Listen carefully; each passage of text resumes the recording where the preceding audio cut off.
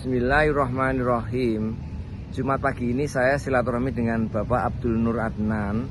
Beliau alumni Fakultas Ilmu Sosial Politik, dulu masih HISP, Hukum Ekonomi Sosial Politik, di tahun 60-an.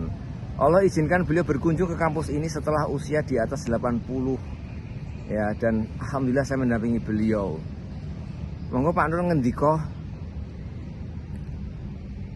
Ya, dengan sendirinya sangat berlainan ya.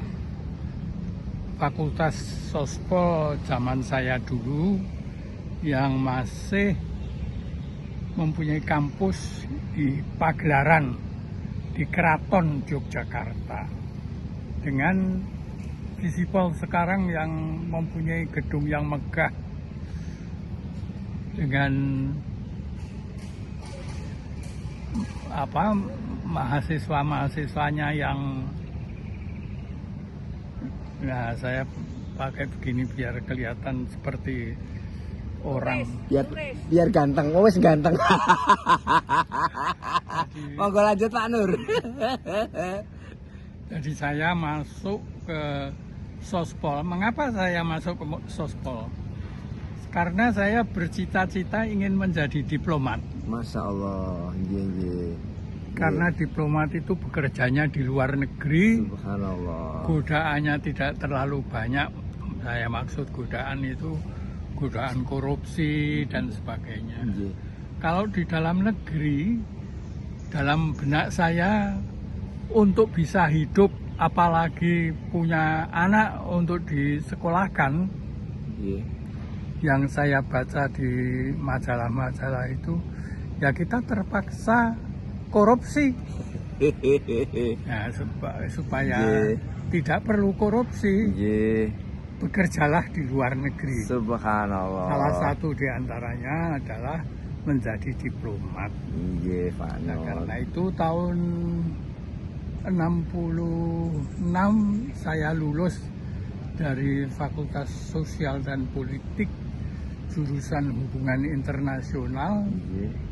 Itu masih di Pagelaran. Dan saya mulai hunting pekerjaan dari Departemen Luar Negeri, ya sampai apa saja yang bernama luar negeri saya masuki.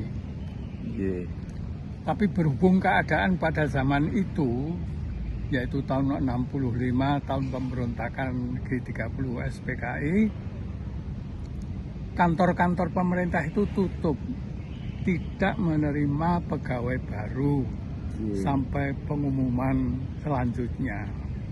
Dan saya dari tahun 65 saya tunggu, 66 belum buka juga, 67 belum buka, 68 belum buka, 69 belum buka. Saya mencari alternatif lain, di mana saya bisa bekerja di luar negeri, tetapi tetap bisa memegang agama saya, kebangsaan saya, dan sebagainya. Lalu saya datang ke kedutaan Amerika, saya tanya apakah ada peluang bagi orang Indonesia untuk bekerja di Amerika. Jadi mereka mengatakan ada peluang itu, yaitu bekerja di Voice of America, VOA, badan siaran internasional dari pemerintah Amerika yang berkedudukan di Washington.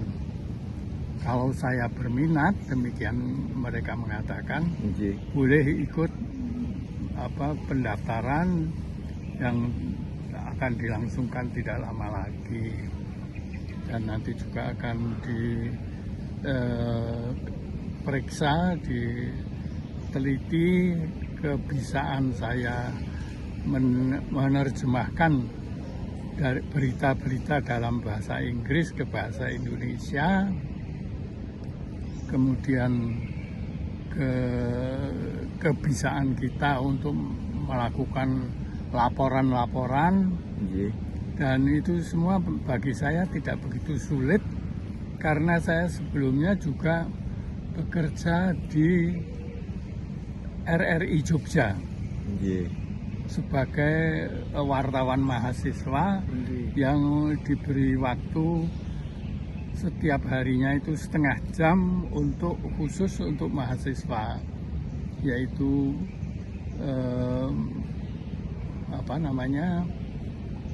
siaran. Mereka mempunyai siaran yang namanya Gema Mahasiswa, bukan Pak ya? Bukan Gema Mahasiswa,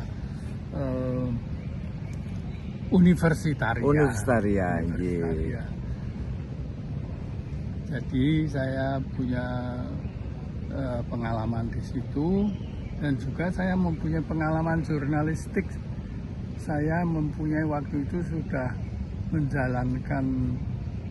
mengoperasi harian Muslim di Jogja yang namanya Mercusuar, yang berafiliasi dengan Muhammadiyah, dan saya menjadi wakil pemimpin redaksinya.